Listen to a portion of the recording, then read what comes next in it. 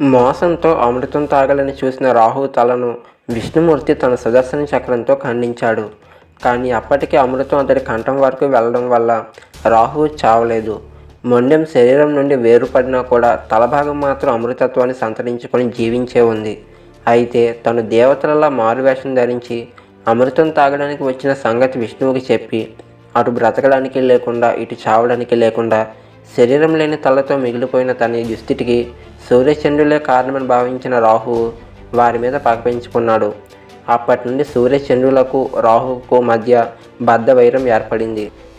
ఇటు కష్టపడి సముద్రాన్ని చిలికి అమృతాన్ని సంపాదించిన విష్ణువు చేసిన మాయ వల్ల అది రాక్షసులకు దక్కలేదు. దాంతో వాళ్ళకు విపరీతమైన కోపం వచ్చింది. ఇక దేవతలతో పొత్తు కుదరదని అనుకొని రాక్షసుల రాజున బలిచక్రవర్తితో కలిసి ఆలోచించి దేవతల మీద యుద్ధం ప్రకటించారు. దేవతలకు రాక్షసులకు మధ్య ఘోరమైన యుద్ధం జరిగింది. ఆ యుద్ధంలో దేవతల పక్షాన విష్ణుమూర్తి అవతారాలైన నరుడు నారాయణుడు యుద్ధం చేశారు. వాళ్ళ ధాటికి రాక్షసులు తట్టుకోలేకపోయారు. ఓడిపోయి సముద్రంలోకి పారిపోయారు. విజయం సాధించిన దేవతలు మందర పర్వతాన్ని తిరిగి యథాస్థానంలో పెట్టి స్వర్గానికి వెళ్ళి సుఖంగా జీవించసాగారు. అమృత కలశాన్ని దేవేంద్రుడికి ఇవ్వగా అతడు దాన్ని జాగ్రత్తగా సంరక్షిస్తున్నాడు. అయితే ఇది ఇలా ఉండగా ఒకసారి ఇంద్రుడి వద్దన వచ్చేశ్రవము అనే తెల్లని గుర్రం భూలోకానికి వచ్చి సముద్రం ఒడ్డున విహరిస్తూ ఉంది. సరిగ్గా అప్పుడే కశ్యప మహర్షి భార్యలైన కద్రువ వినత కూడా సముద్రపు ఒడ్డుకి విహారానికి వచ్చారు. అప్పుడు వారిలో పెద్ద భార్య అయిన కద్రువ దూరం నుంచి తెల్లటి మేఘపు రంగు వర్ణంతో తలతల మెరిసిపోతున్న ఆ గుర్రాన్ని చూసి ముచ్చటపడి వినతతో, వినత చూసావా గుర్రం ఎంత తెల్లగా ఉందో, కానీ దాని తోక మాత్రం ఏంటే విచిత్రంగా నల్లగా ఉంది అని అంది పరిహాసంగా. అది విని వినత కూడా తల తిప్పి ఆ గుర్రం వైపు చూసింది. కానీ ఆ గుర్రం తోక నల్లగా ఏమీ లేదు. మిగిలిన శరీర ఛాయతో పోటీ పడుతూ పాల నొరగల తెల్లగా ఉంది. దాంతో వినతకి ఏమీ అర్థం కాక, అదేమిటక్క ఆ గుర్రం తోక తెల్లగానే ఉందిగా, నల్లగా ఉంది అంటావేమిటి అని అడిగింది. దాంతో కద్రువకు ఈసారి పట్టుదల పెరిగింది. కాదు, ఆ గుర్రం తోక నల్లగా ఉంది అంది బలంగా. వినత దానికి ఒప్పుకోలేదు.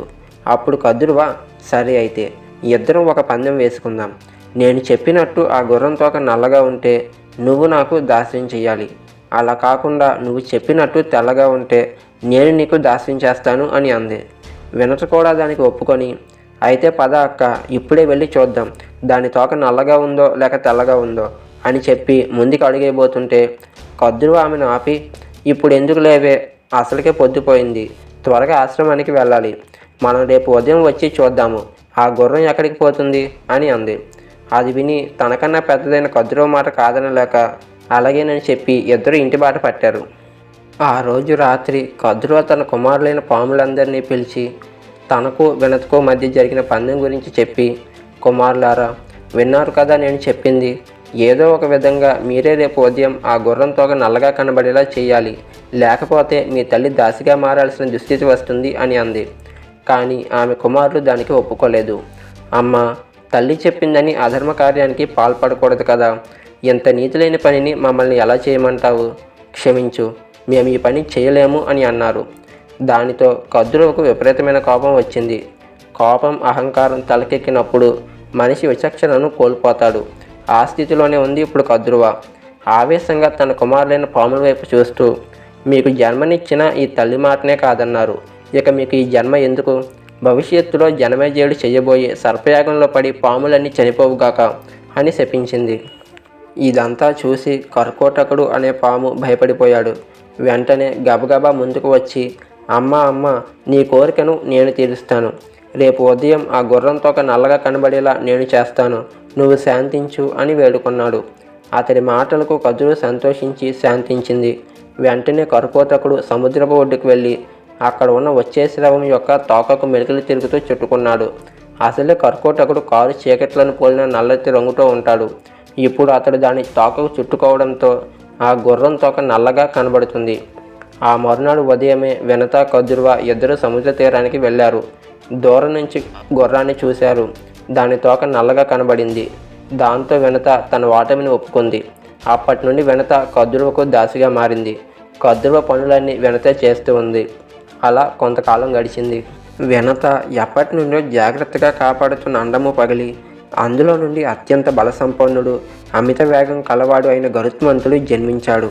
పుట్టగానే తన బలమైన రెక్కలను విదిలిస్తూ ఆకాశంలోకి ఎగిరి అప్పుడే పుట్టిన పసిబిడ్డ ఈ ప్రపంచాన్ని తొలిచూరి చూసినట్టుగా గగనాంతరంలో నిలిచి భూమి వైపు చూశాడు. పర్వతాన్ని పోలిన భారీ ఆకారంతో సూర్యుడి కిరణాలు ఒంటి మీద ప్రసరించగా వజ్రంలా ప్రకాశిస్తున్న అతని శరీరాన్ని, దేవతలతో సమానమైన తేజస్సుని చూసి వినత ఎక్కడలేని ఆనందం పొందితే కద్రువ మాత్రం అసూయతో రగిలిపోయింది. ఆ తరువాత గరుత్మంతుడు ఆకాశం నుండి కిందకు వచ్చి తన తల్లి అయిన వినతకు నమస్కరించాడు. వినత ఆనంద బాష్పాలతో అతడిని ఆశీర్వదించింది. కానీ ఆ ఆనందం ఎక్కువసేపు నిలవకుండా కద్రువ అక్కడికి వచ్చి గరుత్మంతుని వైపు చూస్తూ, గరుడా, నీ తల్లి వినత నాకు దాసి కనుక నువ్వు దాసీపుత్రుడవు. నువ్వు నా కుమారులకు దాస్యం చేయాలి. ప్రతిరోజు పాములన్నింటినీ నీ వీపు మీద ఎక్కించుకొని విహారానికి తీసుకువెళ్ళు అని ఆజ్ఞాపించింది. అది విన్న గరుత్మంతుడు తన తల్లి అయిన వినత వంక చూశాడు. మౌనమే ఆమె సమాధానమైంది. దాంతో ఇంకేం చేయలేక సరే అని కద్రువ చెప్పిన దానికి ఒప్పుకున్నాడు. అయితే అలా ఒకరోజు గరుత్మంతుడు పాములను తన వీపు మీద ఎక్కించుకొని సూర్యమండలం దాకా ఎగిరాడు. ఆ ఉదయభానుడి తాపాన్ని శక్తివంతుడైన గరుడు తట్టుకోగలిగాడు. కానీ అతడి వీపు మీద ఉన్న పాములు తట్టుకోలేక మాడిపోయి మూర్చపోయాయి. ఇది చూసి కద్రువ దుఃఖించింది. ఇంద్రుడిని ప్రార్థించి వర్షం కురిపించింది. ఆ వాన జల్లులో తడిసి పాములన్నీ సేదతీరి తిరిగి కోలుకున్నాయి. కానీ తన కుమారులు ఈ స్థితికి రావడానికి కారణం గరుత్మంతుడని కద్రువ అతడిని దూషించింది. అది సహించలేకపోయాడు గరుత్మంతుడు. తన తప్పు ఏమీ లేకపోయినా సరే ఇంకొకరి చేత మాట పడటం కంటే బాధాకరమైన విషయం ఇంకొకటి ఏముంటుంది. వెంటనే తన తల్లి అయిన వినత దగ్గరకు వెళ్ళి, అమ్మ అసలు మనకి బాధలు ఎందుకమ్మా? నువ్వు ఎందుకని పెద్ద తల్లికి దాస్యం చేస్తున్నావు? దీనికి కారణం ఏమిటి అని అడిగాడు. దానికి వినత జరిగిందంతా చెప్పి, అది పుత్ర జరిగింది. మీ పెద్ద తల్లికి నాకు మధ్య జరిగిన పందెంలో నేను ఓడిపోయాను. అందుకే తనకి ఈ విధంగా దాస్యం చేస్తున్నాను. నా వల్ల దుర్గతి నీకు పట్టింది. కానీ కుమార, నీ కారణంగా నాకు దాస్యముక్తి అవుతుందని నీ అన్నయ్య అరుణుడు చెప్పాడు. ఆ నమ్మకంతోనే ఎంతకాలం ఇలా జీవిస్తున్నాను. చెప్పు కుమారా, నీ తల్లి దాస్యం తీరుస్తావా? నీ అన్నయ్య మాటను నిజం చేస్తావా అని అడిగింది. అది విని అప్పటి వరకు తల్లి ముందు మోకాళ్ళ మీద కూర్చున్న గరుత్మంతుడు లేచి నిలబడ్డాడు. మనసులో ఏదో నిర్ణయించుకున్నట్టుగా, అమ్మ, ఎంతకాలం నీ మీద గౌరవంతో నేను ఎదురు ప్రశ్నించకుండా నువ్వు చెప్పినట్టే పెద్ద తల్లి కుమారులకు దాస్యం చేస్తూ వచ్చాను. కానీ నువ్వు కూడా నాకు అసలు నిజం ఎందుకు చెప్పలేదు? నీ కొడుకు అంత అసమర్థుడు అనుకున్నావా? సరే, జరిగిందేదో జరిగిపోయింది. ఇప్పుడే పెద్ద తల్లి దగ్గరికి వెళ్ళి ఏం చేస్తే, వాళ్ళకి ఏం ఇస్తే మన దాస్యం తొలగిపోతుందో అడిగి తెలుసుకొని అది నెరవేరుస్తాను అని చెప్పి పెద్ద పెద్ద అంగలు వేస్తూ కద్రువ ఇంకా ఆమె కుమారులైన నాగుల వద్దకు వెళ్ళాడు గరుత్మంతుడు. వెళ్ళి, నేను మా తల్లి దాస్యముక్తులం కావాలంటే ఏం చేయాలి అని అడిగాడు. దానికి కద్రువ, ఏం చేసినా అది జరిగిన పని అని అంది. అప్పుడు గరుత్మంతుడు తెలివిగా, ఎంతకాలమని మా చేత ఇలా చిన్న చిన్న సేవలు చేయించుకొని తృప్తి పొందుతారు? ఏదైనా పెద్దగా ఆలోచించండి. దానివల్ల మీకు ఎనలేని లాభం కలగాలి. అలాగే మాకు మీ దాస్యం అనే చెర నుండి విముక్తి కలగాలి.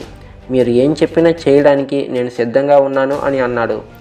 అది విని కద్రువ కొంచెం సేపు ఆలోచించింది. ఏం చెప్పినా చేస్తావా అని మళ్ళీ అడిగింది. దానికి గరుత్మంతుడు దృఢంగా అవునన్నట్టుగా తల ఊపాడు. అప్పుడు కద్రువ, మీ దాస్యం తొలగిపోవాలంటే నువ్వు ఒకే ఒక పని చెయ్యాలి. ఆ దేవేంద్రుడి దగ్గర ఉన్న అమృతాన్ని తెచ్చి మాకు ఇవ్వు. ఇంకా మీరు మాకు దాసులుగా ఉండనవసరం లేదు అని అంది. అది విని గరుత్మంతుడు ఏం చేశాడు? నిజంగా ఇంద్రుడి వద్ద ఉన్న అమృతాన్ని తెచ్చి నాగులకు ఇచ్చాడా? దానికోసం అతడు ఏ సాహసాలు చేశాడు? అసలు గరుత్మంతుడు విష్ణుమూర్తి వాహనంగా ఎలా మారాడు? ఇటువంటి ఎన్నో ఆసక్తికర విషయాలను మనం తరువాతి భాగంలో తెలుసుకుందాం. ఆ వీడియో మీరు మిస్ అవ్వకుండా ఉండాలి అంటే ఇప్పుడయ్యి నా అంతరంగ యూట్యూబ్ ఛానల్ని సబ్స్క్రైబ్ చేసుకొని పక్కనే ఉన్న బెల్ ఐకాన్ని యాక్టివేట్ చేసుకోండి. అలాగే ఈ వీడియో నచ్చితే తప్పకుండా లైక్ చేసి మీ విలువైన అభిప్రాయాలను కింద కామెంట్స్లో చెప్పండి. Thank you.